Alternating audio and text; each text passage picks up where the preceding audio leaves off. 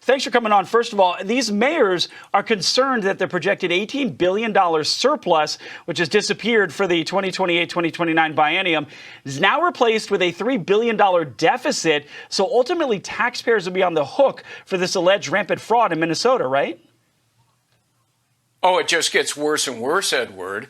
And the sheer magnitude of this fraud, $9 billion, and it's probably more than that, is really, I think, an indictment of the utter incompetence of Tim Walz, who famously called himself a knucklehead during the VP debate, and now he's determined to prove it. You smart. You very smart. We the best. Hey everyone, welcome back. And today we're diving into a story so massive it should be on every front page in America, but somehow it's flying under the radar. I'm talking about what might be the biggest fraud case in U.S. history, a web of fake nonprofits and government aid abuse in Minnesota, involving up to $9 billion in taxpayer money. Yes, billion with a B, and yet barely a peep from the mainstream media.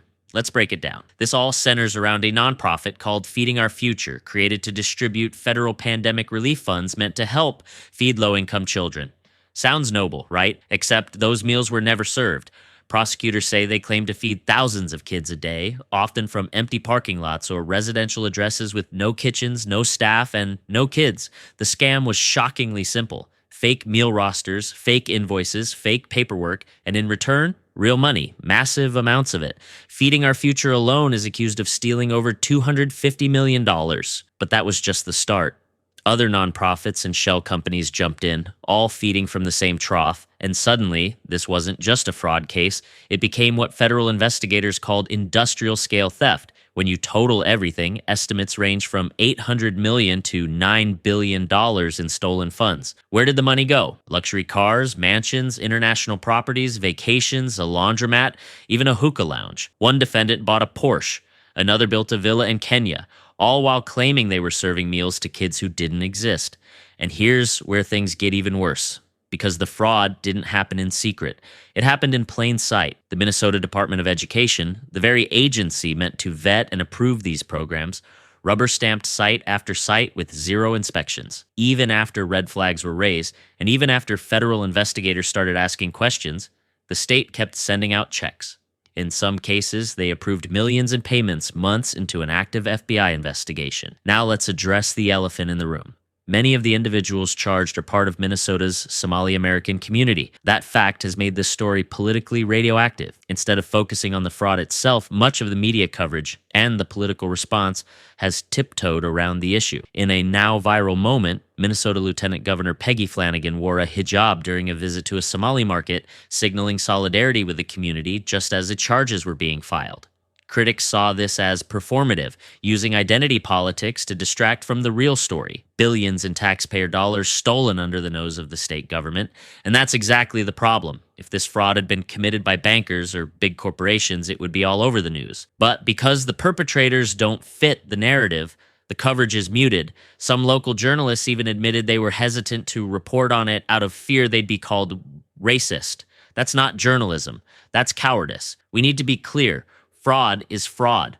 No group, ethnicity, or community should be immune from scrutiny. When you steal billions of dollars that were supposed to feed hungry kids, you deserve to be held accountable. And if we can't have that conversation without being accused of hate or bias, then we've got a bigger problem on our hands. This isn't just about Minnesota. This is a national issue.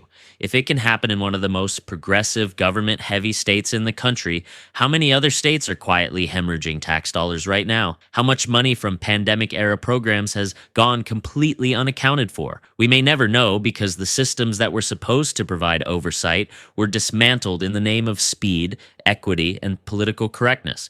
And here's the real kicker. No major resignations. No state officials stepping down, no massive reform effort, just silence, spin, and the hope that this scandal fades away.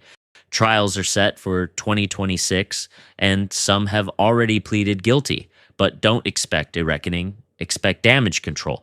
This whole situation is a masterclass in what happens when accountability becomes optional. when truth is sacrificed for optics, when political leaders are more interested in saving face than protecting the public, and when asking basic questions becomes controversial. So I'll leave you with this. How many other programs are being looted in silence? How much longer are we willing to ignore fraud because it's politically inconvenient? Stay alert, stay informed, and as always, question everything. We'll see you guys on the next one.